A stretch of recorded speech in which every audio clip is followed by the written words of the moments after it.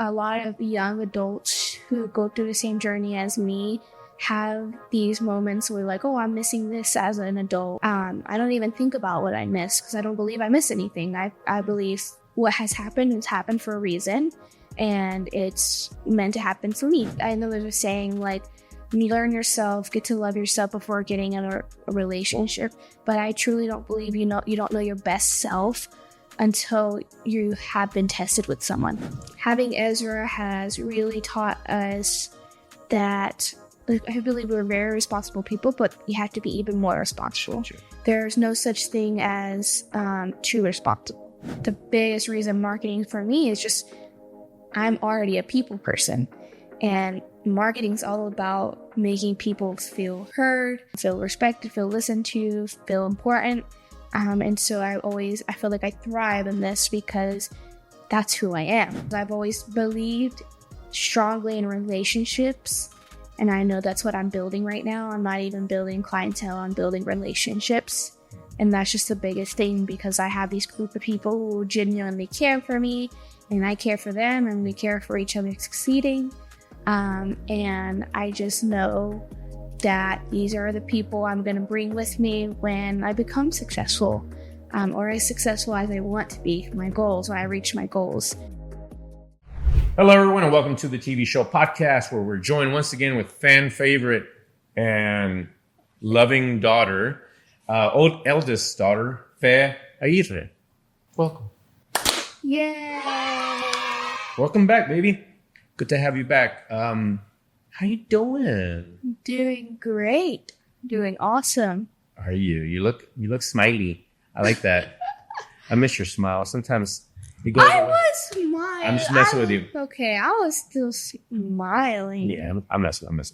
A lot has happened since the last time she was here, and one of the big things that happened is that you became a mother. Like, there's different ways to put that. Yeah, like a mama, a mommy. I became a grandpa. She made me a grandpa. And yeah, that was crazy. So it's been that long. It's been so long since she's been on the show. How old is this kid now? He was a year old, and I was pregnant with him at the last episode with me as a guest. But at that time, we hadn't announced it, so that's why it doesn't feel that long, because by the time you posted the podcast, he was already born, I think. Yes, he was. So and the idea was to have her back on, but life got busy. Her schedule got hella crazy. So getting her back on was absolutely stupid. And now the kid's a year old. Yeah. So one of the first things I wanted to talk about there is, and I get this question a lot. So is she always dropping him off here, take care of the kid? Is she always calling you? And the truth is, that's not what happens. I do see him enough, but I don't see him as much as people would assume. Like, oh my God, I'm sure she needs you all the time, and blah blah blah. So thank you for that. You're actually have done a pretty good job of maintaining that, figuring that out, I guess, as you go along. No, yeah, I don't know why. It's just something that happened naturally, honestly. Becoming a parent, I wanted to make sure Ezra was with us majority of the time, because I see a lot where, well, nothing's wrong with it, but I just didn't want it to happen.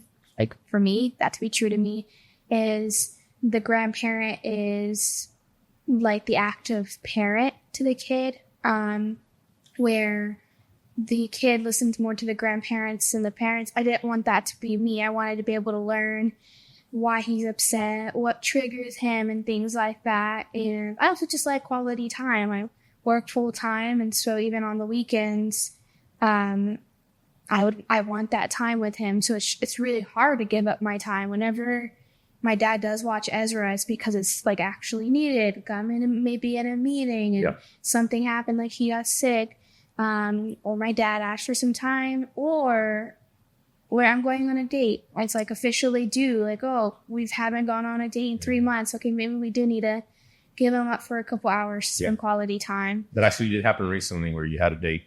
And you're like, hey, do you mind taking care of him for a few hours? I'm like, yeah, absolutely. It was funny because you had offered when you first offered. Yes. That was the first time. It's been a while since then. You had. Oh yeah, and then because I think you saw like how I was tired and exhausted I was, but for some reason it doesn't come naturally, and this just goes into the person I am, not me as even as a parent.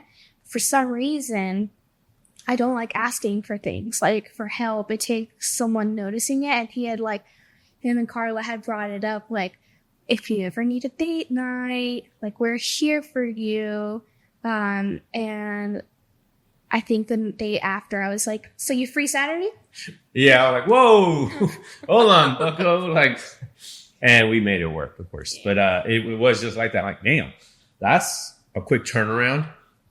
We had a great time. He's a good kid, obviously, and I'm enjoying the time with him. And my dad apparently says that I look like him, or he looks like me when I was a child. So it's like looking in the mirror. It's a popular opinion. It's a popular opinion, especially from my family, because they knew me as a child. Someone else that I know says Stacy says Ezra looks like you. Really? Or maybe you pushed that opinion. And then planted that seed. You planted it. There was someone else. I think one of my friends have said he looks like you. I mean, but it's because he looks, I think, a good amount like me. So it's like, of course, it's gonna. Yeah. I can see that. I don't really think he looks like me because I'm old and gray, and I don't remember being young and lively like that. So it's kind of crazy to hear that. But at any rate, you were gonna say something. I think it's the afro. Is it the afro? I've seen the picture of you with your tummy out, like wearing red pants maybe and a striped shirt. Yes, and you had like a lot of hair, and that is Ezra. Like an hour after his hair dries, she's touching it at all. The thing, his hair is really long, but it looks short. Not short. It just shrinks so much. So, but after a few hours, when he's running around doing stuff, it's like huge. I actually had somebody in the elevator say that the other day. Like, oh man, I love his afro. I'm like, yeah, he looks like me. I love him. I love it. Question. What do you feel has been some of the lessons that you've been learning along the way that, like, whoa, this is what my dad did, or mom did even. What are some of those lessons that you've been able to carry on, even at a young age? Obviously, things change. Yeah, it's a little hard right now to apply. Just patience, I guess, is the key. Like, that's the biggest one, and probably the only one at the moment, because he doesn't have the memory of a 5-year-old who picks up lessons. So it's patience. I did have a panic attack last week, but it was because he had his first tantrum in the middle of night. Yes, that's right. And at the time, he was also sick. So I thought he was screaming, crying because he was sick and hurting. He was crying because he was uncomfortable, but it was a tantrum. And it was the most interesting night because I myself did not become the nicest person. I was nice to Ezra. I was freaking out, but to my partner, Caesar, he had to witness me freaking out, and anything he told me, like his opinion about it, I was like, no, he's not okay. Like, I was so focused on Ezra, and I was so set on him being like hurting instead of it being a tantrum that I was too focused on freaking out instead of thinking about the other possibilities. But I still think I was somewhat patient. Like, I would just get quiet and then I'm trying to process. I think that's one of the things that I've become really good at. Not compare myself to anyone or anything like that, but there has not been one single moment of regret that that's not how I think. I don't think in the past tense, and I think it's something you taught us, like, things happen, you deal with it, and you like solve the problems and you go along with it. Let's go. And I think because I had that mindset, that it has been even greater. So I think a lot of young adults who go through the same journey as me have these moments where, like, oh, I'm missing this as an adult, a young adult, or I'm missing this. And I'm seeing the positives is, I don't even think about what I miss because I don't believe I miss anything. I believe what has happened for a reason, and it's meant to happen for me. And so I do feel that for you. Luckily I'm not too. Y'all were never a big party animals or like big massive daters. Like, y'all were always having a new date, or like, hey, I'm gonna go out to girls' night and have go clubbing and like That's a lot of the things that people miss, right? Mm-hmm. Is the idea of doing those party type of things. And you, thankfully, have never been that type of individual. So to miss that, now maybe going out whenever you feel like, now it's got to be really strategic. You can't just bounce. They're like, hey, we want to do this, this, and this. Like, wait, how do we figure out the baby thing, right? Yeah. In many ways, Ezra has helped me, or has been the great excuse for the person I already was. Because, yeah, you have to be more strategic, but a lot of the times I didn't want to do that already. So he's a bigger excuse to why I don't want to go out with friends. Like, it was just never my thing. And so having a kid, I'm like, this is meant for me, because no, I don't want to do all that. And there's nothing wrong with it, but it's just, it was never for me. And the way I explain it to a lot of people is, I do think I had like a lot of fun when I was young, and like our family is loud. Like we're some of the loudest people on both sides. And so by the time I became an adult, it's like, I just want peace and quiet. And I still did a lot as a kid, and it was all legal things, and none of it was partying. I just spent great quality time with friends that drained my social battery enough that by the time I was older, and by the time I had Ezra, I was like, I'm going to manage this better. And it's a great excuse. Like, so if people want to spend time with me, it's like, let's schedule something. I have a kid. Yeah, I can't just spontaneously plan something with you. And that's just who I've always been a planner in many ways. And that's probably why I got in so many uncomfortable situations with siblings and friends. Like, I became a person they didn't like because I hate spontaneous things. I hate it. It makes me so uncomfortable. It makes me panic. Like, I get super anxious.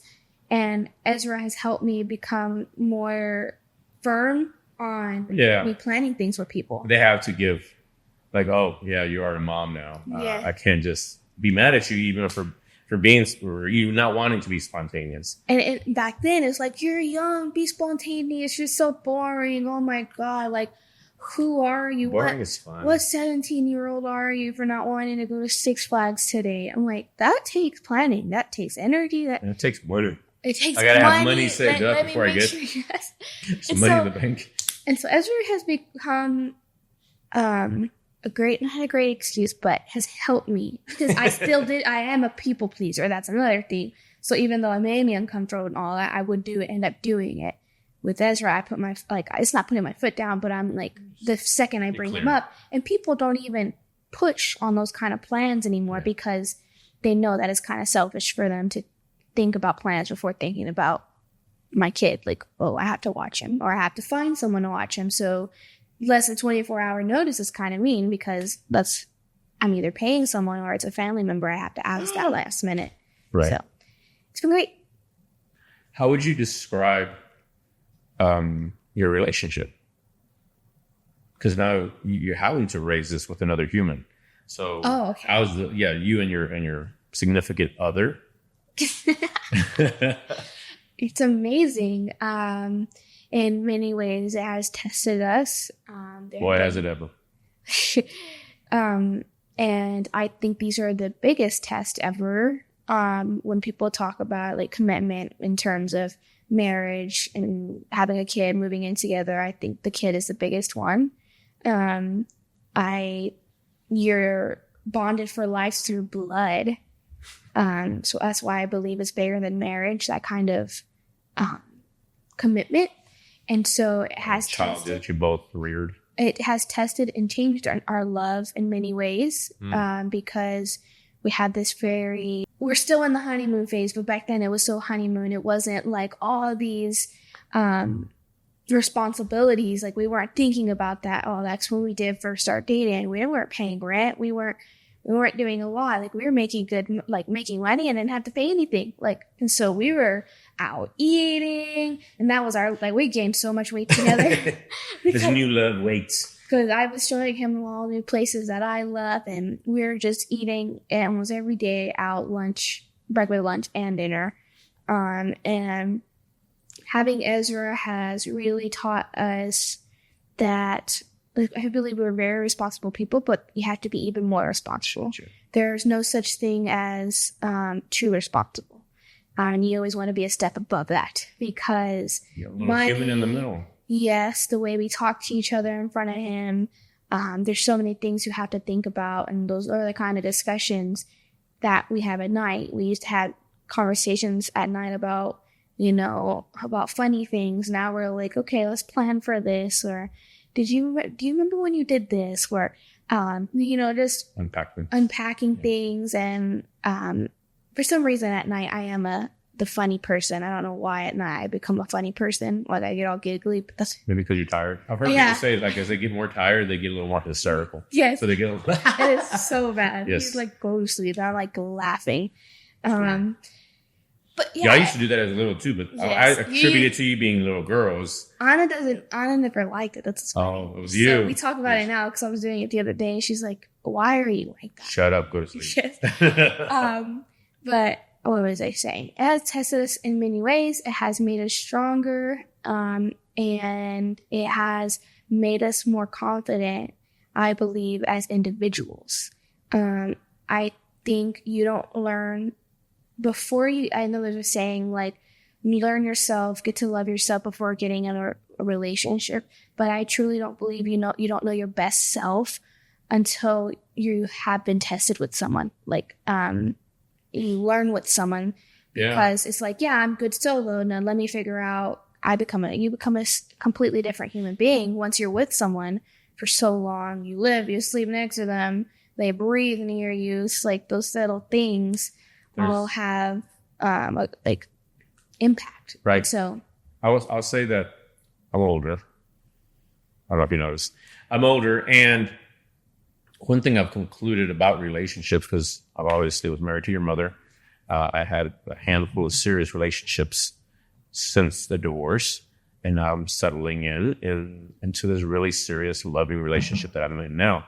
But I can seriously say that those relationships helped grow me as much as this one has. I've become the best version of myself still, because until you butt heads, at the end of the day, you have your thoughts, he has his thoughts, vice versa.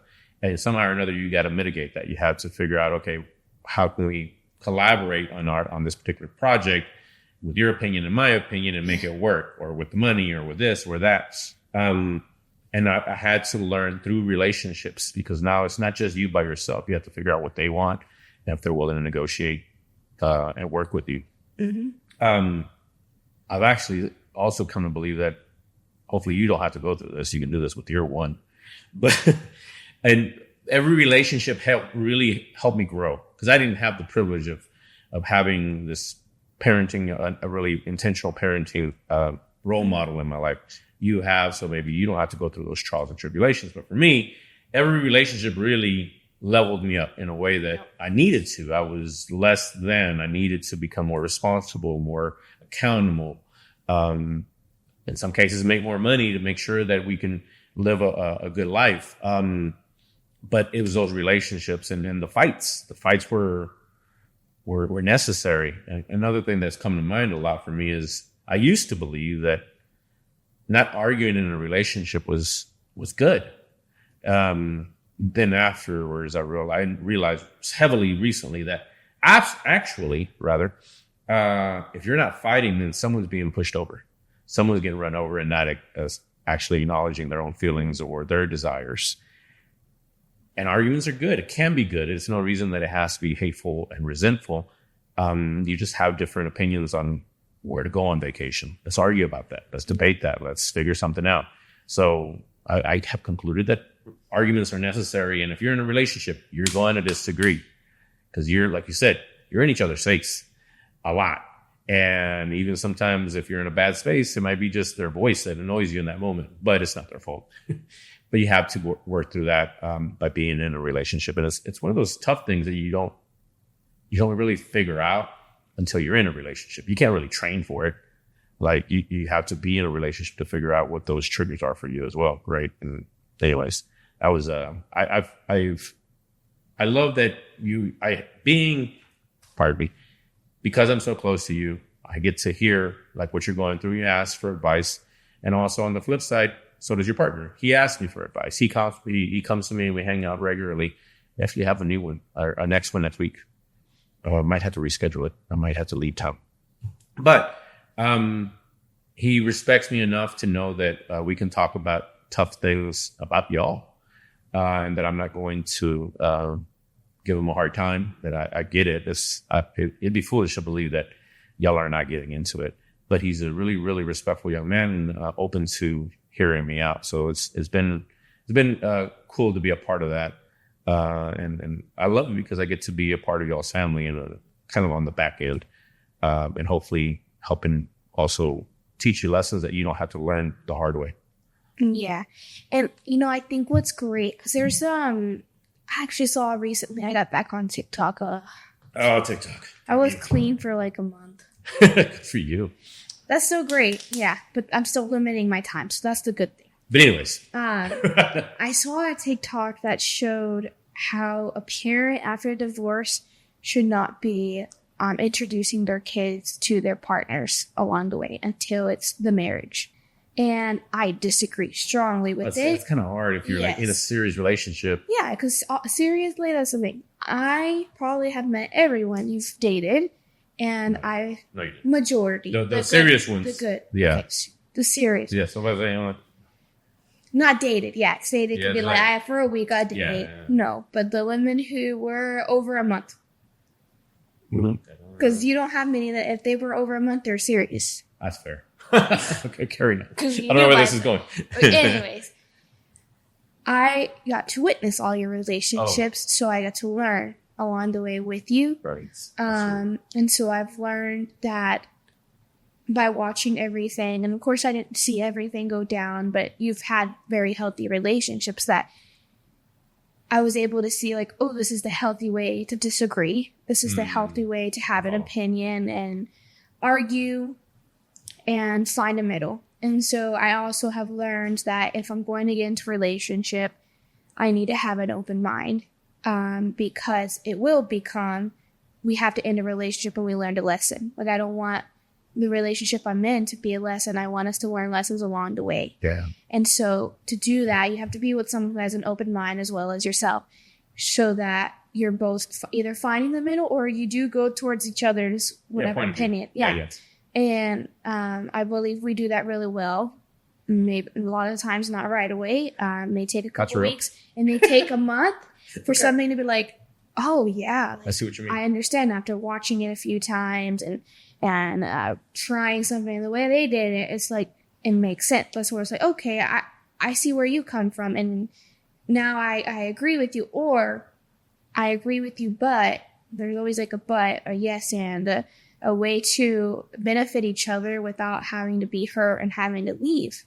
And I know there's going to be a million of them, and it's never going to end because we're raised by two different people. Yeah, two different batches of people. Yes, we have a completely different lifestyle. That's how we have different worldviews, literally. And that's literally. You have, so now you're trying to come together and have at least a similar view to raise a child.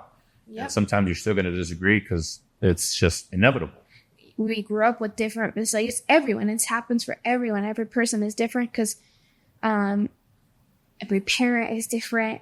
So, and they even say like within a family, every kid has a different, like, although they have the same parents, they're raised with different parents. They have a different experience on parenting.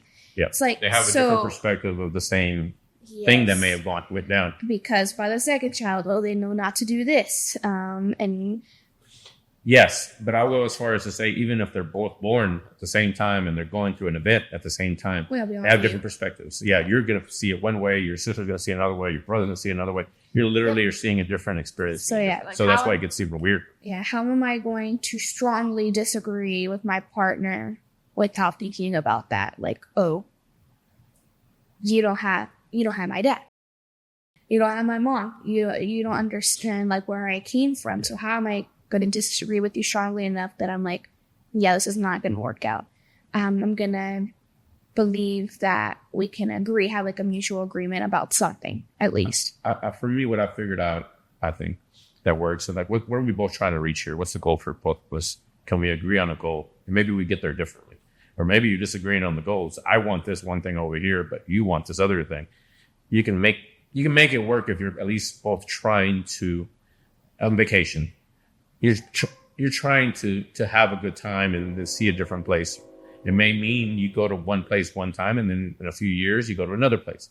So sometimes it's not in the middle, but it's willing to understand that we're both trying to come to the same position of having a good time. That makes sense. Yeah, and the reason why I believe most disagreements or arguments happen is because something in that moment angered or hurt that person. Yeah. And so the first question, and that should be the first thing. That's something I always say is like, I'm not angry right now just to be angry. I'm angry because my feelings are hurt. It's like you said something and it's like, okay, what did I say? So it's just nailing down what it was, exact moment and just doing better. Like not doing better, but finding a way to maybe not say it in that tone or acknowledge that it was actually something hurtful. It's just sometimes it's just acknowledgement because most of it, we're all triggered. Our feelings matter, and that's what most arguments come from. I didn't like the way you said. Emotional response. Either anger or sadness. Like that's what triggers the disagreement, and it's just like nailing down when did I feel bad? Like when did I? Because then once you're angry, everything else starts making you mad. It's off the rails. Yes. Yeah, so it's like nail down where did I initially get mad? Is it because you said that to me in a tone? You called me a weird name that you never called me? It's just we all are weird in many ways, and we don't. For sure. And it's like, and this is the thing. We don't. If you come from, I believe all of us have some kind of childhood trauma. Or been through something. Yeah, we've been through things. I mean, and especially now, like we're witnessing things. We're all a little traumatized at the moment. So we don't realize that some of those words, like until you talk down and you're able to sit down, you realize, oh, that made me upset because when I was a kid, it was like, what? Like how did I connect that? Yeah. But it does. It just happens. Our minds work that way, and we don't even know why we're upset sometimes. And sitting down and being able to have that big conversation, and if both parties are truly in love, or at least have a healthy respect for each other, you can have those conversations. The problem becomes when there is no respect, and now it's like nobody wants to sit down and have a conversation because those conversations are tough. Yeah. Right. At any rate, just change the subject. Yeah. Let's. I wanted to share a quick story and something that I'm kind of proud of. No, I'm very proud of. Good friend of ours, good friend of mine, Gilbert, came by yesterday. You had done a photo shoot with him. Was it yesterday? Or was 2 days ago? Regardless, whenever it was, a day or two. Damn, now I'm confused. No, it was 2 days ago. It was 2 days ago. It was Monday. Regardless, he came over. He said he hung out with me, and he said, "Man, Fez is really good at what she does." I'm like, "Thank you." And he's like, "I'm so impressed by just how artistic y'all all are." And I said, "Thank you." Because for me, what that brings up is this idea that I really try to instill in and there's videos that I've posted in the years past where I really wanted y'all to be artistic. Because I feel that being artistic, being creative serves you. It actually is a very necessary thing. Being creative, and especially in the artistic form, is your problem solving throughout the entire process of making a piece. It's a little project, right? And you're trying to figure out colors or format, composition. What story am I trying to say? You're figuring out things and you're being creative. If like for me, in my opinion, it flexes that muscle. And obviously, I feel like it also pays off in your work because you have to be creative every single day and trying to figure out solutions to problems, solutions to relationships, and conversations you need to have creatively to be able to get to the bottom of things. But all that to say that I also love just the fact that y'all are artists. You're a photographer. You do a lot of other things. Like what type of stuff are you getting into these days in terms of art that you can share with the world? Well, I recently haven't done it much and touching back into painting. Really good. Yeah, memory. No, they're not here. And those are like 3-4 years ago. That's what's crazy. Yeah, it's like incredible with color and understand and actually figuring out just shading and like with what is it, oil or what we're using. She did a piece a while back that I'm like, wow, like you really are nailing the colors and the gradients in the skin in such a way like I could never do that. I just didn't have that eye. And you did. I'm like, how the hell? Yeah, so painting. I'm trying to get back into oil. I have like 4 canvases at home. I woke up one day I was like, I'm going to paint. And I went all in and spent a whole bunch of money on supplies and haven't finished the first painting, which is just a logo. Painting, and photography. I'm doing it more for the hobby instead of like for work, which has been fun and I enjoy it. I've kind of started designing a lot more in this sense of marketing, like graphic design. So that has been really fun because I didn't really touch on that a lot in my previous position just because I took on a management role. She'll send me messages and she'll send me screenshots or whatever. And she's like, I am a designer. I'm like, damn right you are. Yeah. So I've been training you since you were like, yay big. Yeah. So that, I'm going to get into baking. I bought a whole bunch of supplies. I was trying to do it a few months ago, but never really had the time to get into it. And so I'm going to get into like cookies. But the sugar cookies, the one you decorate. Because I was like, how do I bring my artistic brain back? Like, how do I, without having to paint? Because for some reason, I was like trying my best not to paint. I don't know why. You don't have any idea? No, I think I felt like I was so drained. And I was like, okay, what's another way to do it without, because I felt like I wasn't super creative at that moment. And so I was like, oh, I'll do cookies. And they're like pre-designed. So it's like, I don't have to be creative. I get to just do the coloring part, which I love. I love colors, and I think that's why I love photography so much, because I'm messing with colors, mixing colors in many ways. Yeah, I think that's it. Yeah, he said you were really good. You coached him, you positioned him, you modeled.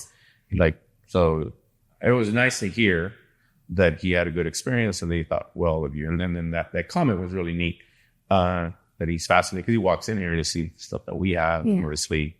He walks in your space and it's like, similar. And also, obviously, your partner is a musician. So now you have music stuff everywhere, guitars and whatnot. So that's pretty neat. We just shared a podcast recently where I recorded your sister and we talked about her college experience. Mm-hmm. And I'm all in on that. I've supported her and she's going to go big. She's trying to really do some great things. She's very much an academic. While this one right here is not. Didn't want to go to college, didn't want to pursue the next level. And I also supported her. And what's super cool about that, and it's something that I'm a proponent is that everyone has their path. And for Anna, the other kid, whatever she's going to pursue is probably going to need an academic bend. And it's going to need those degrees. You ended up getting into the marketing space. And how do you feel that you've done despite not having a degree? Feel like I've done amazing. What? Stop patting yourself on the back. Just kidding. I actually asked you to do that. If I would have said all right, you probably would have slapped me. Yeah. Either way, I would have smacked you. Yeah. Stop being.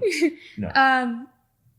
Amazing. I think I'm doing amazing. I think I hold a lot of knowledge, but I also am a believer of always gaining and always continuing your education. And that's another thing. You're still learning. Yes. It's not that I don't believe in education. It's like I don't believe the education through college was my path. Yeah. So I'm still educating myself. I'm still obsessed with watching videos and always learning about the graphic design and how AI this, AI that is taking over the world, those kind of things. I'm still educating myself and staying up to date, staying with the trends so that I can always remain relevant in the marketing industry. You understand a lot. You're willing, like your capacity, just watching you, because I actually was employing her for a little bit to do some side gigs and started to pay her to do that. But she's more than willing to go find solutions, Google, find YouTube videos, or I had training courses for you that you devoured. So you're able to still learn, and you have this. And I feel that it's also part of the generation. It is. Yeah. That's why I'm like, I hate when people talk bad about our generation. It's because like we'll get our college education in YouTube and Google within a week. And it's just. You figure out concepts, ideas, design elements, is how to design properly. How, like, there's so much free education online.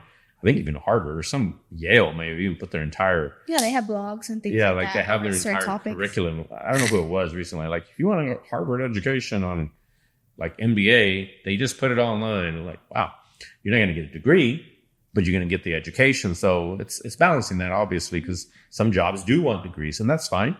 But you've been able to navigate that to be able to still excel, and I'm really proud of you for that. No, yes, thank you.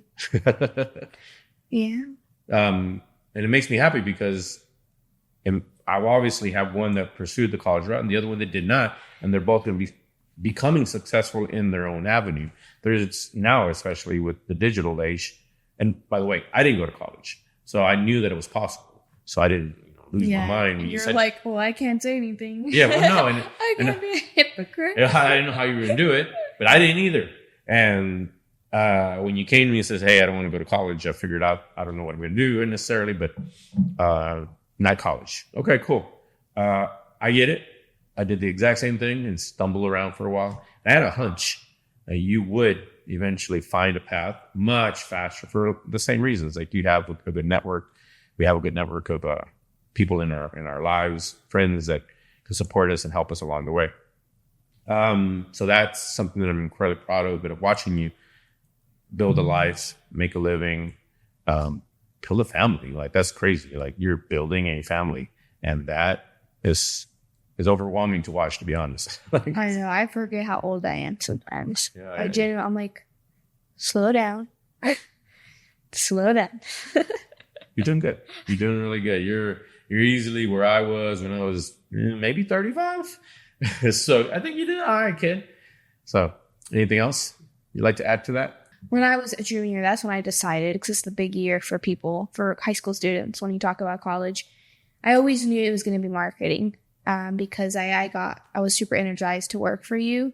I know sometimes I didn't show because I was literally my dad. But I knew marketing was, I was like, I already know a lot about what you talk about because you walk me through it. You're like, Faye, come see this. And you made me take training and things like that. And I was like, that energized me. Like I actually didn't feel like how I felt in school whenever I would have to do a writing essay. And I'm like, that stressed me out. So I was like, like I knew it was going to be marketing of some sorts. I just didn't know how I was going to get in. Like, was it through an internship? Like having to beg for an internship? Was it working directly through you? Was it me starting something from the bat? Like, glad that didn't happen that way. But like, I was like, there's going to be a way. And I think that's the mindset that I kept, and I always remained hungry and ready to prove myself. I've always learned, like someone brought something up. I was like, let me go research that when I get home. So I'm going to be educated tomorrow. Mm-hmm. That's like how the person I became. And I also think the biggest reason marketing for me is just, I'm already a people person, and marketing's all about making people feel heard, feel respected, feel listened to, feel important. And so I feel like I thrive in this because that's who I am. I love making people feel loved, feel listened to. Hearing their problems. Yes. Marketing, a good chunk of marketing is trying to figure out what problems they're having. And so I'm just that very social person that loves speaking and interacting with people. And I believe that that's why I had that calling, because Caesar, for instance, we have very different jobs. He's a blue-collar electrician, and I am in an office job. And marketing, social, more of a social type of. But my job is always talked about as an office job where you sit at your desk. And I'm like, that's not how I feel about it. And that's why, like any other job that you would explain to me that talks about, like says, oh, it's an office job, I'll probably freak out. But I don't see my job as an office job because I'm out networking so often. I'm just talking to people. I'm giving people advice, and they're listening. And because you have some solid advice. Yep. And so I just don't see it that way, because like I want to say right now, 30% of my job is sitting at a desk, and the other 70% I'm out networking or taking my laptop wherever I want. Yep. And it's become it's awesome. You came to my networking events, the one that helped me take off East Dallas Networking. Shout out to you and Chuck and the entire group. Jesse, Simmons, I hear you. I see you too. Don't scream at me. But you started networking, coming out, hanging out, and watching you just mingle with people was pretty neat to watch. The whole thing was neat to witness, rather. Just was redundant there. When you did that, and when I saw you now, because I know you can, but seeing you as an adult in that space, managing, holding conversations, and I'm just sitting there watching like, oh yeah, I have a grown-ass kid. And doing well, making connections, building relationships. I'm like, shit, I'm so proud of her. Because a lot of people struggle with that, right? Even to this day, I still struggle going to networking and doing my 30-second commercial. I still do it, obviously. When I go and I show up. You were like from the jump. You did it. You didn't have your 30-second commercial. I didn't. However, your personality still shined and people still wanted to get to know you. And you've continued to build on that. And it's an incredibly cool thing to watch as a dad. Because I don't know about it. Well, you will feel this later. As a dad whose kids are growing up and they're trying to figure out their thing, I'm really nervous for you. The world is crazy. It's falling apart. How are my kids going to survive? So to see you actually doing it is like, she's going to figure it out. She'll have her troubles, but she'll figure it out. She clearly has the capacity to speak, to hold the crowd, to hold attention, and to help people. Because at the end of the day, the whole point of it all is that you're helping people. And then they pay you in compensation for that. So you have the capacity to help people, like more than a willingness to do it and show up. Because for me, it is a good chunk of my job is people getting to know me and me them feeling comfortable getting to know me. And you only do that primarily through in-person kind of meetings. That's how I grew the business. You are doing great. That's when I knew you were going to be all right. But before that, I wasn't sure.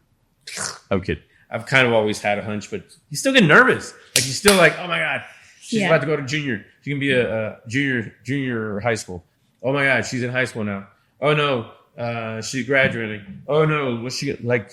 Oh no, she's gonna have a baby. What the hell? All right. Oh no. Like every step, I'm like worried, but at the same time, have a incredible amount of confidence that you got this. Yeah. So, kudos to you, kid. That helps a lot. Having a parent or parents that are going to question, like, they just like, I'll let you do your thing.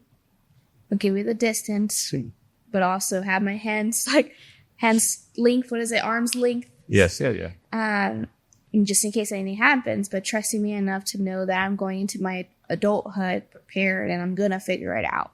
I'm not too prepared, but obviously, but prepared I'm going enough to figure it out. Yeah. You are incredibly resourceful.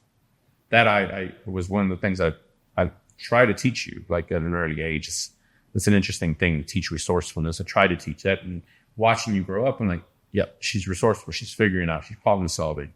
Same thing with Anna, like watching y'all both navigate your worlds and figure out problems. And for the most part, y'all don't call on me. Y'all don't necessarily ask me for anything. You're like, hey, I have this problem and I didn't know what to do, but then I thought about this or I thought about that.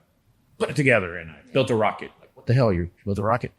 So y'all were really, really resourceful. So I've always had that confidence, but the dad fear is still in me. And I know for me, it's very important that I give you distance, that you know that I trust you enough. I'm not going to be hovering. I never wanted to be that dad, that I'm hovering, and that, because at the end of the day, if I'm hovering, then I'm figuring out all your problems. I'm solving all your problems. And that doesn't benefit you.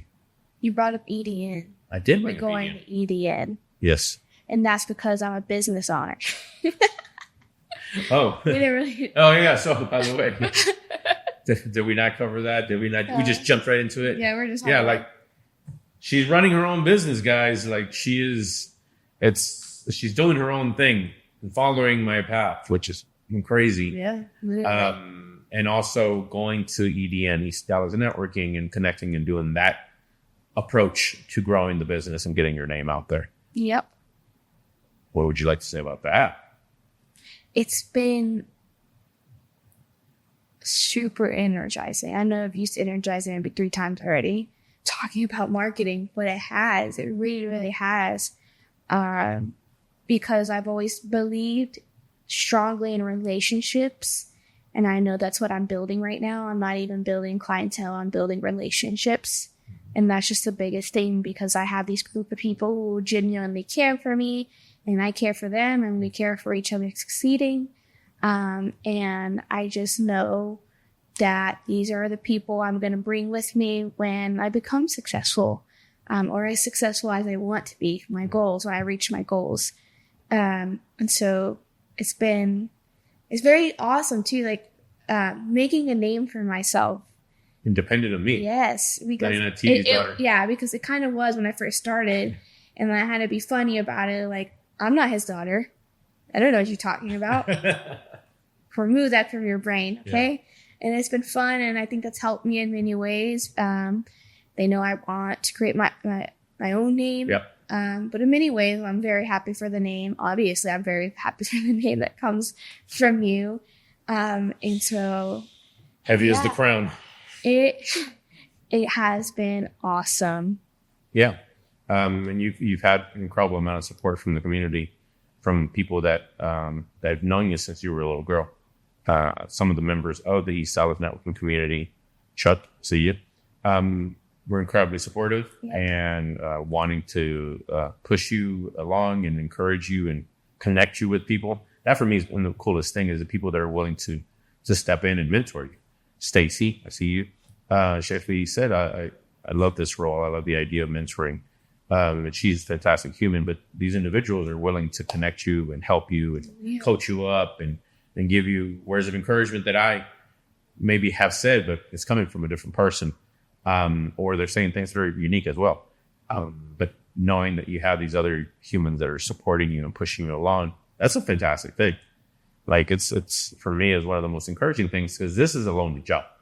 For the most part, you're by yourself. I mean, you go out networking, you hang out with people like, oh, Chuck, Jesse, Stacy, whoever. Like, they're like happy to see you, and they're encouraging you, asking about the business, and sending business your way. Mm-hmm. That's the beautiful thing, because they know, I can trust you. They're like, oh, I know you. I've known you since you were a kid, or I've watched you now help other people. You just joined the chamber. Like, how's that? I actually haven't had the crazy start just yet. Okay. Because I joined, and I was going to EDN a lot, and I also started a big project. So, I haven't gone to the orientation. I think is in September, but I'll probably go to a few ribbon cutting. So I haven't really been able.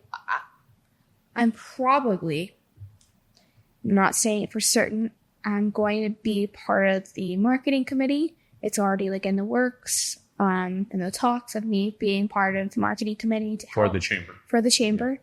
And so that's awesome. That's great. I'm super excited. But yeah, I'm hoping to be able to get more involved. Right now, I'm in the phase that I was networking. But now I'm like, okay, let me organize my schedule. I can't keep networking and then just taking every meeting that everyone hands. That's the new lesson. And so, so now I'm organized, but be productive, not just be meeting. Yeah. This is a balance. You got to go out and meet people and then come home and do the work. Yep. You get too carried away, and it happens when you first start networking, like, go. And then hang out, one-on-ones, yay, great. And like, crap. When do I get work done? Yeah.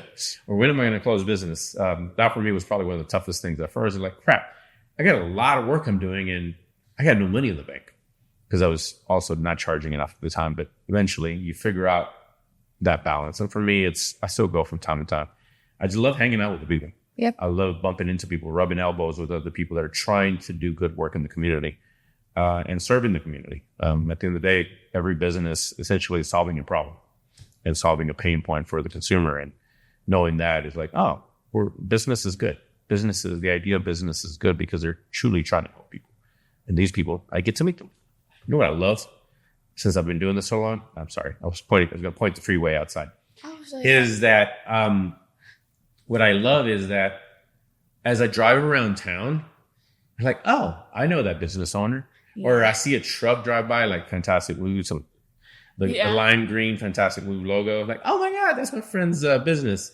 Yeah. And so it's super cool to know the individuals behind these companies, these communities. Like I know the people and why they do it, why they did it, why they're doing it, and why they continue to push along and despite the struggles. So that for me is incredibly cool. Like I know people. And the other payoff as well is that I know someone for everything, just about. So if someone needs a chiropractor, I know who to recommend. Somebody who's a mechanic, I know who to recommend.